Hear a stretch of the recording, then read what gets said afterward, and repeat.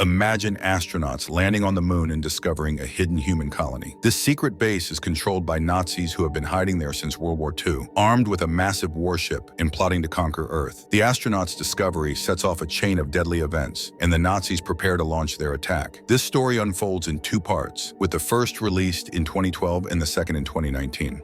Let's dive into the first part to see how it all begins. The story begins with a spaceship landing on the moon. Two astronauts, James and Sanders, step out of the spacecraft carrying a large poster of the president. They set it up on the moon's surface as part of a promotional stunt for the president, who sponsored the mission to boost her image ahead of the upcoming elections. Once their task is complete, Sanders gets to work on his primary mission, inspecting the moon's surface. While surveying, his equipment starts picking up strong signals of helium-3, a valuable resource. Intrigued, he follows the readings, which lead him farther and farther away, eventually reaching the dark side of the moon, a place where no human had set foot before. As Sanders moves deeper into this unexplored area, he loses communication with Mission Control. However, the helium-3 readings continue to grow stronger. After walking for a while, Sanders stumbles upon something astonishing, a massive helium-3 mine. To his shock, he sees humans working there, and even a colony built on the moon's surface. Before Sanders can make sense of what he's witnessing or retreat to safety, soldiers dressed in Nazi uniforms suddenly appear and open fire, killing him. Meanwhile, James, who is searching for Sanders, hears the gunshots. Fearful for his own life, James begins to run, but it's too late. The Nazi soldiers spot him too. They attack and destroy his spacecraft, leaving James with no escape. The soldiers then capture him and take him to their hidden underground base within the mines. As James is led through the base, he is stunned to see Nazis and their scientists everywhere, running an operation that nobody on Earth knew existed. At the Nazi base on the moon, a German teacher named Renate is teaching English to the children. It's revealed that after World War II, some Nazis escaped Earth with their families and settled on the dark side of the moon to save themselves. Using their resources, they built a hidden colony and have been living there in secret for years. The Nazi soldiers bring James to their commander, Adler. Adler then takes James to the leader of the Nazis, known as the Fuhrer. James is kept in a wheelchair, and the Fuhrer orders him to be put in jail. Meanwhile, back on Earth, the US president is meeting with her campaign manager, Vivian. Their moon mission has failed because there's been no contact from James and Sanders, and everyone is talking about it. Back on the moon, Renate is teaching the children when Adler arrives and pulls her aside. From their conversation, we learn that Renate and Adler are in a relationship. Meanwhile, James manages to attack a Nazi soldier and escape. While trying to hide, he jumps onto an air van, but accidentally falls off, landing directly on top of Adler and knocking him out. Renate is shocked to see James. As she reacts, James quickly pulls a lever, causing the airlock to open. The sudden change in air pressure pulls both James and Renate towards space. They manage to grab hold of each other, preventing themselves from being sucked out into space, narrowly escaping danger. By then, Adler had regained consciousness, but he was furious. When he saw James, he was about to shoot him with a gun. However, James quickly says, "I can help you. I know the president of the US." Hearing this, Adler pauses and decides to take James to Dr. Richter's lab to get more information from him. In the lab, Adler and Dr. Richter are amazed by James's phone. They ask James what it is, and he explains that it's a mobile phone which works like a computer. Dr. Richter laughs at this, and it's clear that the Nazis have no contact with Earth and have advanced their technology beyond what James knows. Later, Adler meets with Renate and proposes to her. He even compares their DNA samples to see how strong their future children might be. Here, it becomes clear that Adler has his own ambitions. He wants to become the leader of the Nazis. The Nazis' plan for the future is to return to Earth and bring the entire planet under Nazi control. In the next scene, we see a massive warship called the Starship. It's a battleship that the Nazi scientists have been working on for 40 years, and they plan to use it to launch an attack on Earth. Meanwhile, Dr. Richter discovers that James's phone is 1,000 times more powerful than his own computer. Realizing its potential, he connects the phone to the Starship. As soon as the phone is connected, the Starship suddenly powers up, something that hasn't happened in the 40 years since it was built. The Fuhrer, witnessing this, is shocked because the ship had never worked before. However, the phone's battery soon dies, causing the Starship to shut down again. The Nazis begin to believe that the mobile phone is a powerful energy source. Adler suggests to the Fuhrer that he should go to Earth and bring back many similar mobile phones from China so they can use them as a power source during their fight. At first, the Fuhrer refuses, reminding Adler that no one who has gone to Earth has ever returned. But Adler assures him that he will definitely come back to the moon. Meanwhile, James is tied up in a room. After a long wait, Renate visits him and shares her story. She reveals that she is Dr. Richter's daughter and warns James that her father is injecting a special serum into his face to make him look more like an Aryan. She tells James that he will need to live as a Nazi and pretend to be loyal to them. Otherwise, they will kill him. After delivering her warning, Renate leaves, leaving James to process the gravity of his situation. After some days, we see Adler preparing to leave for Earth. Renate arrives with James, who has been completely transformed by the serum. His skin and hair have turned white, and he's now dressed in a Nazi uniform. Along with some guards, Adler, Renate, and James set off for Earth, eventually landing in a field near New York City. As soon as they land, they make their escape from the field. Adler quickly steals a car and orders James to take him to the US president. Instead of going to the president, James directs them to his campaign manager, Vivian. Once there, Adler kidnaps Vivian and throws James out of the car. Adler then takes Vivian to a secluded location where he begins talking about attacking the president and taking over Earth. Renate is shocked to hear this because their original mission was only to retrieve mobile phones. She tries to convince Adler to stick to the plan, but Adler ignores her. Adler orders Renate to tell Vivian, in English, that they have come from the moon to maintain peace on Earth and that they need to meet with the president. Frightened, Renate repeats exactly what Adler has told her. Vivian, stunned by the revelation that these Nazis have been living on the moon and now claim to be on a mission of peace, agrees to take them to the president. When the president learns that Nazis have arrived from the moon and are offering peace, she sees an opportunity. She decides to use this information in her election campaign, believing that creating fear among the public will secure her victory. Together with Adler and his followers, the president begins to promote a Nazi-style propaganda campaign, which ultimately helps her win the election. Many months have passed, and Adler and Renate have grown comfortable living on Earth. Meanwhile, poor James roams the streets, shouting that Nazis are on the moon, but everyone thinks he's just a crazy person. One day, Renate runs into James while a Charlie Chaplin movie is playing nearby. James invites her to watch the film. As Renate watches, she begins to understand the terrible things the Nazis did during World War II. This realization shakes her, making her see the Nazis in a different light. On the other hand, Vivian has grown fond of Adler, and the two have even become intimate. During one of their moments together, Adler confesses the truth. They didn't come to Earth just to collect mobile phones. His real plan is to kill the Fuhrer and lead an attack on Earth himself. As Adler finishes revealing his plan, they look up and see the Fuhrer. He has come to Earth from the moon, concerned about the lack of communication from Adler, who has been on Earth for months without returning. Upon hearing Adler's confession, the Fuhrer's soldiers quickly arrest both Adler and Vivian. Renate arrives and tries to speak up, revealing the truth about the good and bad things the Nazis have done. The Fuhrer, determined to keep his secrets hidden, orders his soldiers to execute Adler and Vivian. But Vivian manages to grab a gun and shoots the Fuhrer and his soldiers, killing them. With the Fuhrer dead, Adler seizes the moment and declares himself the new leader of the Nazis. He confronts Renate, accusing her of betraying their people, and threatens to kill her too. Just as he's about to attack, James bursts in and rescues Renate, pulling her away to safety. Adler steals Vivian's iPad and declares himself the new leader of the Nazis. Leaving Vivian behind, he takes the Fuhrer's spaceship and heads back to the moon. Before departing, Adler issues a command to all Nazi forces, claiming that the people of Earth have killed the Fuhrer and that it's time to attack Earth. Soon after, the entire Nazi army descends upon Earth, launching a full-scale assault on New York City, which is quickly devastated by the attack. Witnessing the destruction, Renate decides to return to the moon base. She plans to bring back their main starship, believing it could be used to stop the Nazi forces. She and James make their way to the moon, determined to put an end to the chaos. Meanwhile, at the United Nations headquarters, leaders from around the world gather to strategize on how to fight back against the Nazis. The US president orders the launch of an advanced spacecraft to combat the Nazi fleet, but it quickly becomes clear that the Nazi forces are stronger than anticipated. In response, the militaries of other nations join forces with the US, and together they launch a coordinated attack, targeting the Nazi spaceships in a fierce space battle. The combined efforts of the world's armies manage to destroy many of the Nazi ships.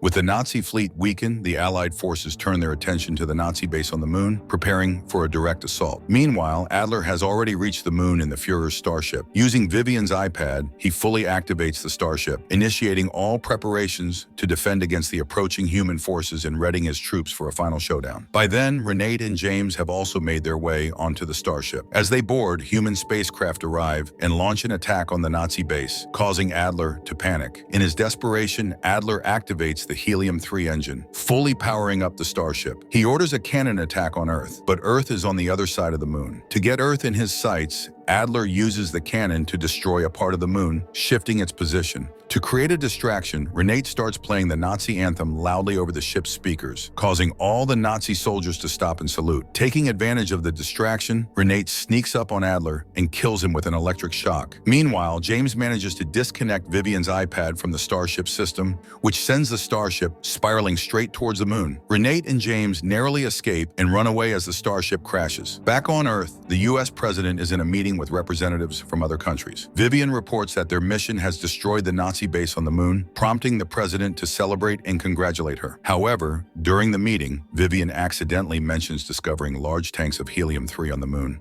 This revelation surprises the other countries, who begin arguing, each claiming the helium-3 is their own because they also contributed to the war effort. Meanwhile, on the moon, Renate meets with the school children, who are frightened by the recent events. She comforts them, promising that they will soon go to Earth and start a new life. Later, Renate reunites with James, and the two share a kiss. James, now back to his original appearance, looks relieved and hopeful. In the final scene, we see the moon, half destroyed by the conflict, and with this, the season 1 comes to an end. In the season's second, before World War II, some Nazis escape to the moon and build a base there, completely separate from the rest of humanity. Fast forward to 2018, the moon inhabitants learn that their country lost the war on Earth. Filled with anger, they decide to attack Earth in revenge, leading to explosions and chaos across the planet. During this turmoil, the US president heads to the Arctic Circle, where she has a secret bunker. However, upon arriving, something strange happens. Her hand suddenly changes, and she opens a mysterious door, descending into it, marking the beginning of the end for the world. 30 years later, in 2047, we see a spaceship traveling from Earth to the moon, where the Nazi base still exists. The base is now run by Renate, who is much older and in poor health, along with her daughter, Obi. They are the leaders of the moon base. When they discover the spaceship approaching, Renate is shocked and immediately orders it to be destroyed. However, Obi disagrees with her mother's decision. To prevent any hostile action, Obi shuts off the power to the base, making it impossible to attack, and then lands the spaceship safely. A group of people arrives from the spaceship, led by Sasha, who explains that they had been living in an underground bunker on Earth for many years, but ran out of supplies, forcing them to come to the moon. Sasha, an engineer, built the ship himself. Renate, seeing the dire state of the moon base, tells them they can only stay for a few days because the base's resources are already stretched thin. The newcomers are then sent to the storage room with some basic supplies. Among the newcomers is a masked man who hides from everyone. Meanwhile, there is a strange cult on the base, made up of wealthy individuals who worship Apple products and consider Steve Jobs their god. Their leader is Donald. One member of Donald's group rebels against him, so Donald uses an app on his phone to take control of the follower's phone remotely, causing it to explode and killing the follower in the blast. Obi witnesses this and, furious, breaks into the cult's room, threatening Donald and warning him that he cannot just kill people. Obi, shocked by her mother's actions, confronts Renate. She criticizes her mother for not taking care of the base, leaving all the responsibility on Obi's shoulders as everything is falling apart. Meanwhile, General Malcolm, who is a close friend of Obi, arrives at the base. Obi leaves the tense situation and heads to a cargo area where she discovers an old Nazi starship. This starship was massive but non-functional because it lacked a powerful energy source. In her search for something that could power the starship, Obi decides to check Sasha's spaceship. However, she unexpectedly encounters the masked man and begins to chase him. The chase leads her to a secluded area where the masked man suddenly attacks her, knocking her unconscious. When Obi regains consciousness, she is shocked to discover the identity of the masked man. It turns out to be the Führer, the leader of the Nazi army on the moon from the first part, who was believed to have died many years ago. The Führer reveals that he didn't die, but instead secretly boarded Sasha's ship from Earth to reach the moon base. Obi, determined to stop him, tries to kill the Führer, but he warns her that she will need his help in the future. He reveals that he possesses an energy source that can save her mother, Renate. To prove his point, he gives Obi a piece of chocolate, instructing her to give it to Renate. Obi returns home where Renate's health has deteriorated significantly. Obi gives her the chocolate, and after eating it, Renate miraculously becomes young and healthy again, with all her ailments completely cured. secured. Donald secretly observes everything that happens with Renate and becomes curious about the technology behind it. She goes to the Fuhrer and demands to know what was in the candy that saved Renate. The Fuhrer explains that the candy contained a substance called Relia, which is not only a powerful energy source, but also has the ability to make humans immortal. To demonstrate, the Fuhrer cuts off one of his fingers and then eats another piece of the candy. Miraculously, his finger starts to regenerate before their eyes. The Fuhrer then begins to reveal his past, explaining that he belongs to an alien species known as the Brills. Centuries ago, he and his people, including the Fuhrer and his brother Hitler, arrived on Earth during the time when dinosaurs roamed the planet. They found Earth's environment incredibly suitable and decided to settle there, living alongside the dinosaurs. While on Earth, the Fuhrer started researching the planet's atmosphere and environment. The Brills, these aliens, used a special liquid called Relia, which allowed them to live for extraordinarily long periods. Using the properties of Relia, the Fuhrer developed a serum and injected it into two monkeys named Adam and Eve. As a result, these monkeys evolved and transformed into the first humans. Essentially, the Fuhrer reveals that he was responsible for the creation of humanity itself. After some time, an asteroid shower struck Earth, forcing Hitler, the Fuhrer, and the other aliens to retreat to Hollow Earth, along with the dinosaurs. Hollow Earth was a hidden inner part of the planet with its own ecosystem and environment where they lived for many centuries. After the asteroid rain ended, humans began to emerge on the surface of Earth. The Brills disguised themselves as humans and integrated into human society. However, in recent years, humans fought amongst themselves, causing widespread destruction across the planet, which infuriated the Brills. They decided they would no longer allow humans to live on Earth. Hitler had always harbored a deep hatred for humans, but the Fuhrer felt differently. He believed in educating humanity and helping them evolve. That's why before World War II, the Fuhrer had taken some of his followers and moved to the moon,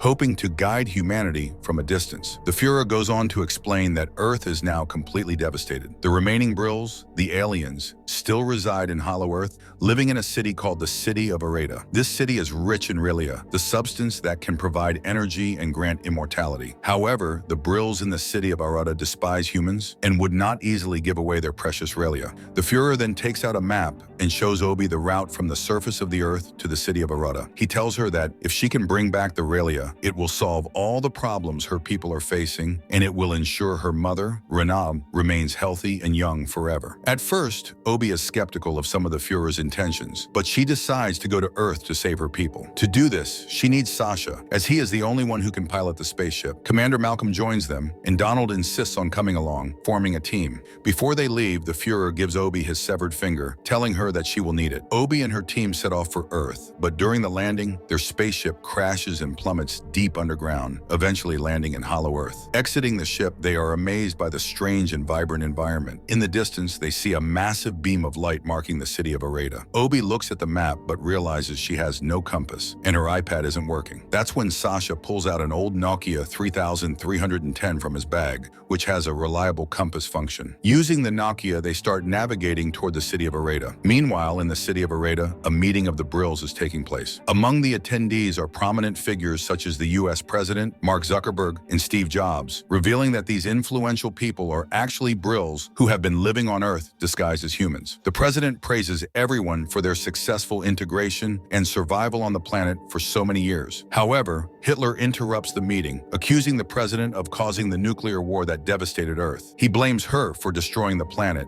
leading to outrage among the aliens. The Brills rise up in anger and attack the president, ultimately killing her. Obi, Malcolm, Sasha, and Donald make their way to the bustling market of the Brills. While there, Donald spots his idol, Steve Jobs, walking around. Overjoyed, Donald wants to approach him, but Obi warns him, saying that Steve Jobs is actually an alien and that they don't know how the Brills will react. They might even kill them. Despite Obi's warning, Donald ignores her and goes to meet Steve Jobs. As soon as Steve Jobs sees Donald, he grabs him. Seeing this, the rest of the Brills release their animals to attack the humans. Chaos ensues and Donald and his group are captured by the Brills. Obi, Malcolm, and Sasha try to escape, but the Brills' animals are in hot pursuit. Malcolm decides to stay behind to draw the animals' attention and fight them off, allowing Obi and Sasha to continue their mission to find the Relia. Meanwhile, Donald, along with his captured followers and Malcolm, are brought before Hitler. Desperate to save himself, Donald tries to strike a deal with Hitler, telling him he knows the whereabouts of his brother, the Fuhrer, and can help him kill the Fuhrer. In exchange, Donald asks for a place for himself and his followers to live peacefully in Hollow Earth. However, Malcolm overhears the deal and starts laughing,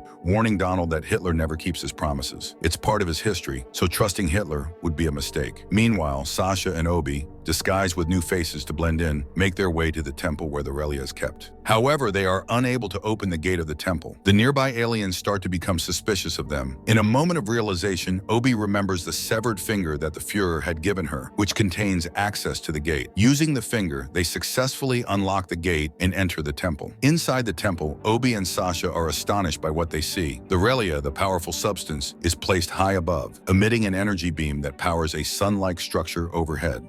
This sun relies on the energy from Relia to function. Meanwhile, Donald finalizes his deal with Hitler. In return, Hitler takes all the data from the moon and, without hesitation, orders his followers to attack Donald and his group. The Brills begin to devour Donald's people, and Steve Jobs personally goes after Donald, killing him. He then turns his attention to Malcolm, but Malcolm manages to break free from his chains, fights off the Brills, and escapes. Back in the temple, Obi climbs over enormous rocks to reach the Relia. She finally succeeds in obtaining it, but as soon as the Relia is removed, the sun-like structure begins to lose its energy, turning into a massive ball of fire that starts descending rapidly. Realizing the danger, Obi and Sasha flee, grabbing one of the Brill's vehicles. As they race away, the aliens pursue them. During their escape, they reunite with Malcolm, but the huge fireball continues to chase them, destroying everything in its path. Many aliens are consumed by the flames. In the chaos, Sasha and Malcolm accidentally fall into another vehicle, and Obi drives ahead, reaching a bridge. Suddenly, the fireball collides with the bridge, destroying one side of it. Obi accelerates and makes a daring jump to the other side. Sasha and Malcolm follow close behind,